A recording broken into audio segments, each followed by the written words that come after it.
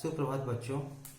पिछली कक्षा में हम लोग भाषा, लिपि और व्याकरण के अंतर्गत लिपि और व्याकरण का अध्ययन किए थे और उसमें हमने आपको कुछ प्रश्न दिए थे और हमने कहा था कि आप प्रश्न को लिखें, प्रश्न के उत्तर को लिखें और मैं अब उन्हीं उत्तरों को लिखने जा रहा हूँ। आप अपने उत्तर पुस्तिका से उसे मिलाने का प्रयास करें, देखें कि आप कहाँ तक सही लिखे हैं। प्रश्न इस प्रकार है, लिपि किसे कहते हैं? उदाहरण सहित लिखें। उत्तर, भाषा के अंतर्गत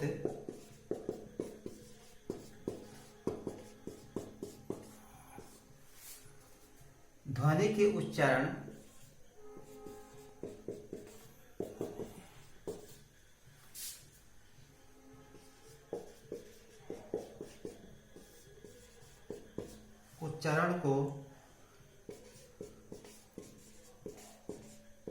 लिखित रूप प्रदान करने के लिए जिन निश्चित चिन्हों का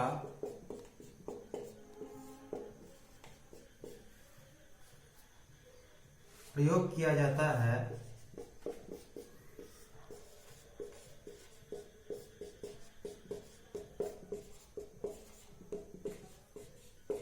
उसे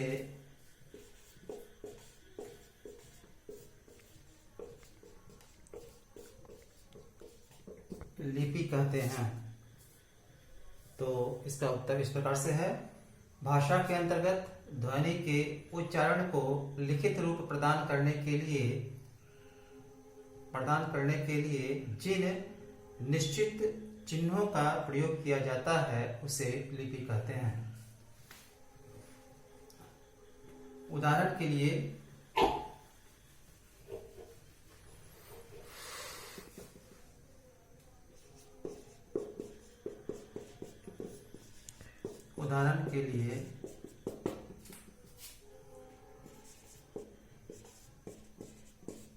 हिंदी भाषा की लिपि देवनागरी है।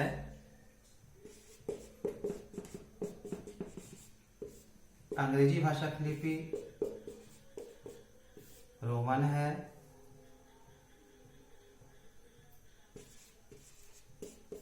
उर्दू भाषा की लिपि फारसी है और पंजाबी भाषा की लिपि गुरुमुखी है इत्यादि। तो इस प्रकार से उदाहरण है, हिंदी भाषा की लिपि देवनागरी, अंग्रेजी की रोमन, उर्दू की फारसी और पंजाबी भाषा की लिपि गुरुमुखी है। प्रश्न संख्या 2 है, व्याकरण से आप क्या समझते हैं? इसके विभागों का वर्णन करें। उत्तर कुछ इस प्रकार है, व्याकरण नियमों का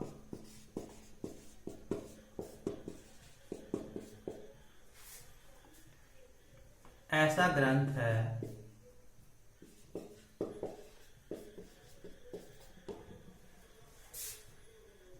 जिसकी सहायता से हम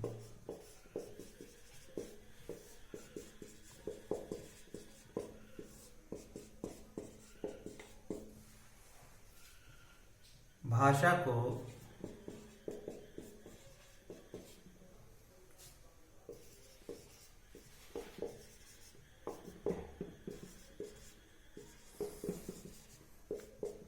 शुद्ध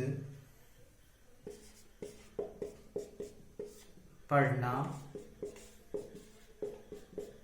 लिखना और बोलना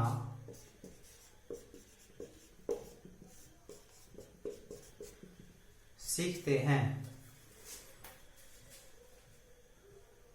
व्याकरण नियमों का ऐसा ग्रंथ है जिसकी सहायता से हम भाषा को शुद्ध शुद्ध पढ़ना, लिखना और बोलना सीखते हैं।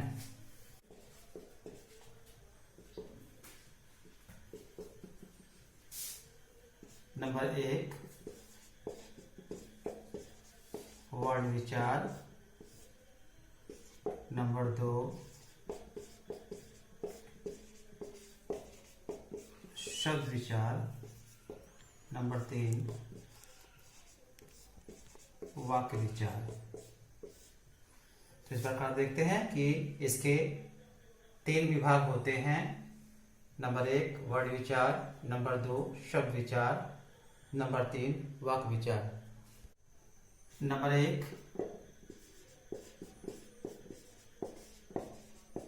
वर्ण विचार।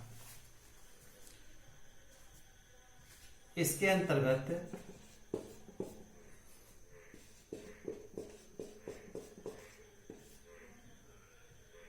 हम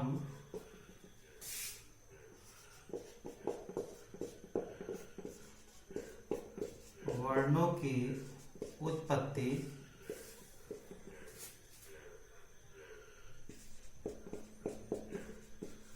बनावट, उच्चारण,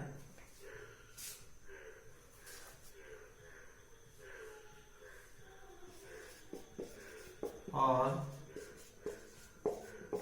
इसके विभिन्न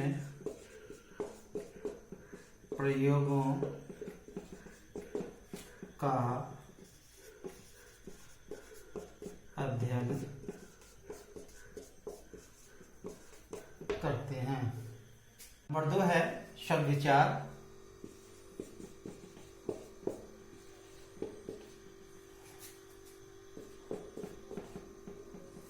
इसके अंतर्गत हम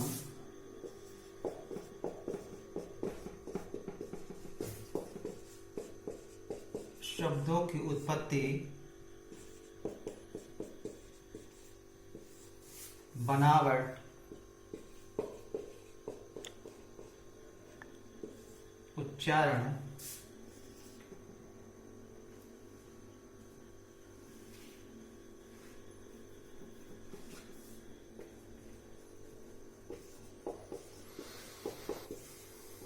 बदलाव, भेद और विभिन्न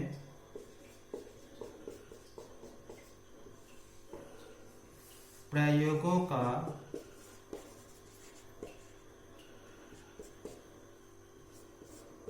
अध्ययन करते हैं। बनावट, उच्चारण, बदलाव, भेद और विभिन्न प्रयोगों का अध्ययन करते हैं। नंबर 3, वाक्य विचार।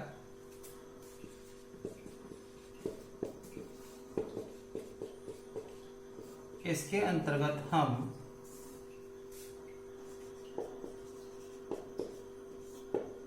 वाक्यों की बनावट,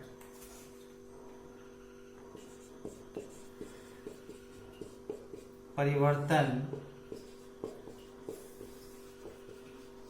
भेद और इसके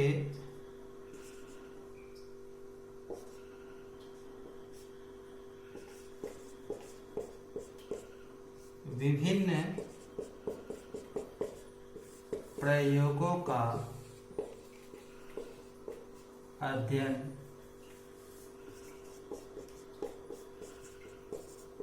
करते हैं। का तीसरा और अंतिम प्रश्न है, भाषा के लिए व्याकरण क्यों आवश्यक है? लिखें। इसके उत्तर कुछ इस प्रकार है।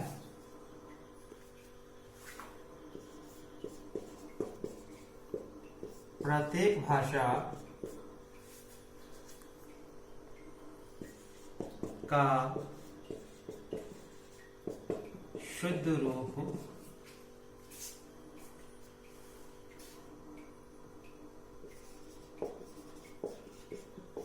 व्याकरण के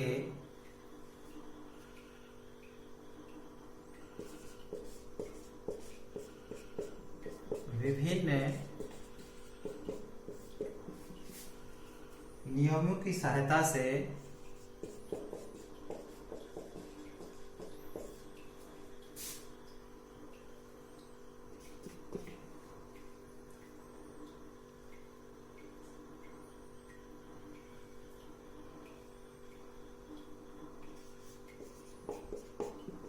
प्रदान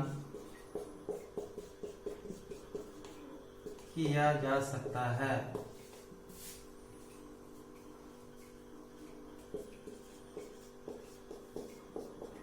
इसलिए भाषा के लिए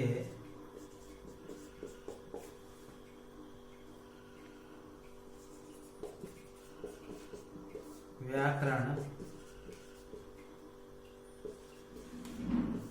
आवश्यक होता है।